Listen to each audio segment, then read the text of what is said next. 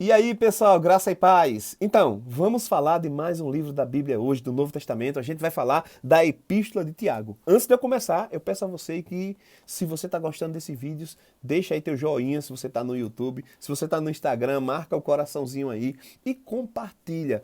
O objetivo, o propósito desses vídeos é fazer com que as pessoas sejam motivadas a ler a palavra de Deus. Quanto mais gente for alcançada, melhor. Amém? Então vamos seguir. Falando da Epístola de Tiago, sem demora, que carta maravilhosa. É uma carta para crente, é uma carta que tem uma pegada prática, leva o crente, o cristão, a entender que ele não só tem que conhecer a palavra, mas ele tem que praticar a palavra de Deus. Amém? Então vamos falar desse livro, dessa carta. Quem escreveu essa carta? Muito fácil a gente achar quem foi que escreveu na própria carta. Estou aqui com a Bíblia aqui, ó. No capítulo 1, versículo 1, diz: Tiago, servo de Deus e do Senhor Jesus Cristo, às 12 tribos que andam dispersas, saúde. Então, a gente já vê aqui que quem escreveu a carta foi Tiago.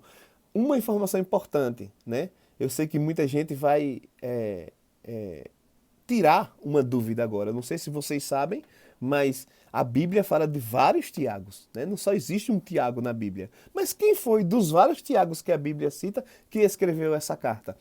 Geralmente há uma confusão. Eu mesmo confundia muito, agora não confundo mais. Então a gente vai ver, né, quem foi dos Tiagos citados na Bíblia aquele que escreveu essa carta.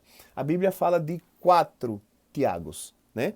Tem Tiago maior, tem Tiago menor, tem um Tiago, filho de Alfeu, e tem o Tiago, irmão do Senhor Jesus. Então são 4 Tiagos. Você vai ver o Tiago maior, é um dos 12 apóstolos. Ele está ali citado em Mateus, capítulo 10, do versículo 2 ao 4. É o Tiago que é filho de Zebedeu, irmão de João, do apóstolo João. Esse Tiago, ele era daquele grupo mais próximo de Jesus, sempre citado na Bíblia, Pedro, Tiago e João, certo? Esse Tiago, esse apóstolo que era próximo de Jesus, irmão de João, ele foi executado em torno de 44 depois de Cristo. Esse texto está citado lá em Atos 12, né?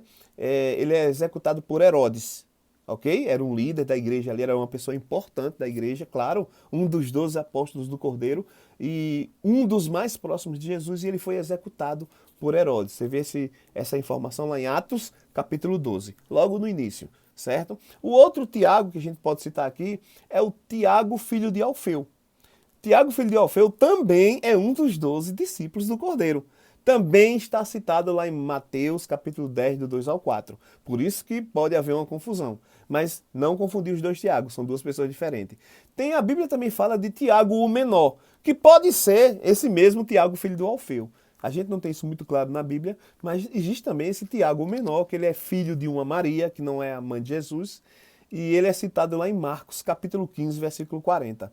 Por fim, a gente tem o Tiago, o irmão de Jesus, né? Ele é citado em Mateus 13, 55, como irmão de Jesus. O texto está falando ali dos irmãos de Jesus, e entre os irmãos de Jesus tem um chamado Tiago, ok? Ele também é citado por Paulo em Gálatas 1,19, falando dele como irmão de Jesus, né? Gálatas 1,19, e também Gálatas 2, versículo 9, Paulo cita esse Tiago e diz que ele, junto com Pedro e com João, é uma coluna. Eles são colunas da igreja, ou seja, grandes líderes da igreja, né? Esse Tiago, irmão de Jesus, ele se converteu depois da morte e ressurreição de Jesus Cristo. Ele não fazia parte dos discípulos, era um irmão da casa de Jesus. A gente vê no texto que os irmãos de Jesus, eles a princípio, né, não se juntaram aos discípulos, não. Mas com esse Tiago foi assim também. Ele se juntou aos discípulos,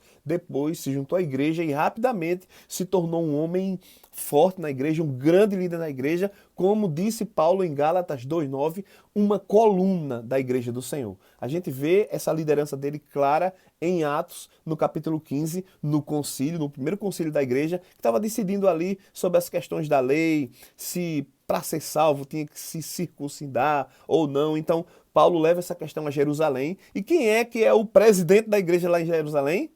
Tiago, o irmão do Senhor Jesus. Você vê nesse texto de Atos 15, ele presidindo, ele toma a palavra, ele toma decisões, ele dirige aquela reunião, aquele concílio. Então ele é um grande líder. É esse o Tiago, irmão de Jesus. Ele também foi martirizado, ele morreu, segundo a tradição, ele morreu em 62 depois de Cristo. E a gente vai ver muito clara essa liderança dele em Atos capítulo 15. Então, quem desses Tiagos escreveu a epístola de Tiago? Foi exatamente esse Tiago, irmão do Senhor Jesus. Com certeza, né, a Bíblia nos deixa claro que o líder que escreveu essa carta foi Tiago, irmão do Senhor Jesus. Não é assim, é unanimidade entre os estudiosos que o autor dessa carta é esse, Tiago, irmão do Senhor Jesus, que era um grande líder da igreja, que era coluna, uma das colunas da igreja, lá na igreja primitiva, na igreja de Jerusalém, no início da igreja que se espalhava a partir de Jerusalém.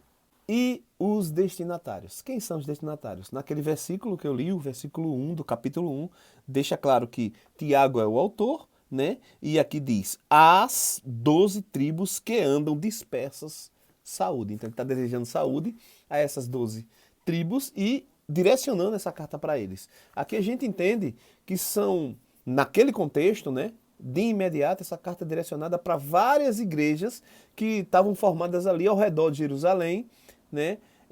Porque ele fala dispersas, que andam dispersas, porque havia uma grande perseguição. A igreja do Senhor teve que correr de Jerusalém. Vocês lembram da perseguição até liderada por Paulo, né?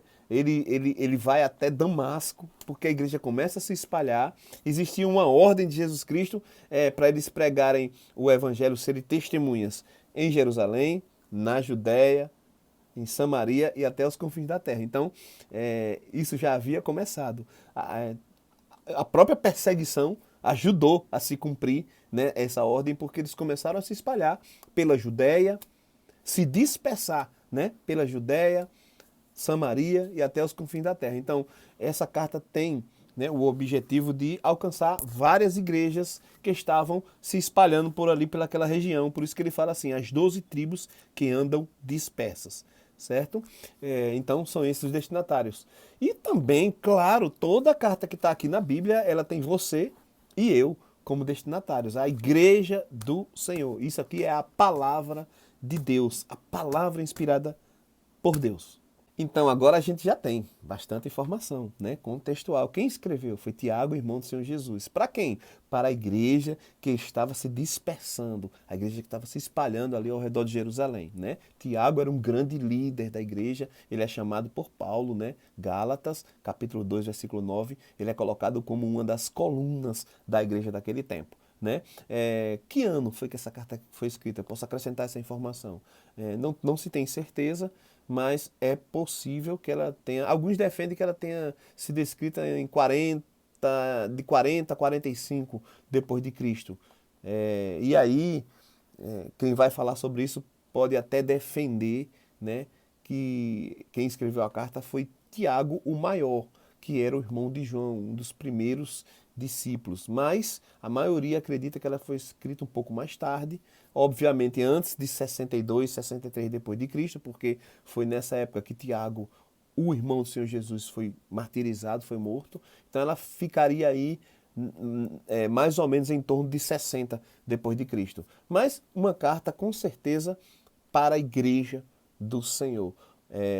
Trazer informações aqui sobre o conteúdo da carta. O que é que a gente vai ver nessa carta? Quando você começar a ler esses capítulos poderosos dessa carta, você vai ver uma carta pastoral, uma carta de um líder, né, que quer motivar a igreja, que quer exortar a igreja, que quer ensinar a igreja. E essa carta, ela tem uma característica que ela ensina a praticar a palavra, a viver a palavra. Né? É uma carta muito zelosa com a questão social. Você vai ver isso. A questão social, o cuidado dos mais pobres. Né? Você vai ver coisas como não ter acepção de pessoas, né? Não considerar os mais ricos, os mais abastados, melhores do que os mais necessitados. Né? Você vai ver a carta toda trazendo essa pegada prática, pragmática para a vida cristã. vou colocar aqui, eu anotei ali uns sete temas que você vai ver nessa carta que vai te ajudar a entender. Se você começa a ler essa carta já com esses temas, isso vai te ajudar a entender essa carta, né? Você vai ver, por exemplo, a carta vai ensinar como atravessar as provações. Vai falar sobre provação. Provação é diferente de tentação, né? Essa carta vai ensinar vocês como que nós vencemos as provações, né? Ela vai falar também sobre como obter sabedoria de Deus. Ela vai ensinar que nós devemos pedir sabedoria de Deus. Agora, pedir com fé, né? Essa carta também fala de fé, né? Essa carta vai ensinar como viver a palavra. Que nós devemos não só conhecer, mas devemos praticar a palavra. Como eu já disse, essa carta vai falar sobre não fazer acepção de pessoas. Nós devemos nos amar, nós devemos nos ajudar e devemos ter um olhar para os necessitados. Sim, com ações. Não só com orações, com palavras de fé, mas com ações, generosidade, com ações que vão lá e ajudam de fato essas pessoas, né? É nisso que ele entra lá na questão das obras evidenciarem a fé. Muitos, lá no início da igreja, fizeram uma confusão, entendendo que Tiago estava falando que a salvação era por obras, e isso não tem nesse texto. Esse texto não se contradiz com Paulo. Paulo diz em Efésios, capítulo 2, do 8 ao 10, que a salvação é pela graça mediante a fé. Só que no versículo 10, Paulo diz claramente que nós somos salvos para as boas obras. Nós fomos feitos, criados em Jesus Cristo para as boas obras. Então, as obras, elas fazem parte da salvação como uma evidência de que a pessoa é salva. E é isso que Tiago fala aí nesse texto. Ele vai dizer que a fé sem obras, ela é morta em si mesmo. Não quer dizer que a pessoa é salva pelas obras, mas quer dizer que o salvo, ele tem obras, ele tem boas obras, ele tem frutos, ele tem obras que evidenciam essa salvação. Então, isso deixa implícito que se você tem uma pessoa que não tem boas obras, que não perdoa, que não ama, que não é generoso, que não consegue fazer o bem,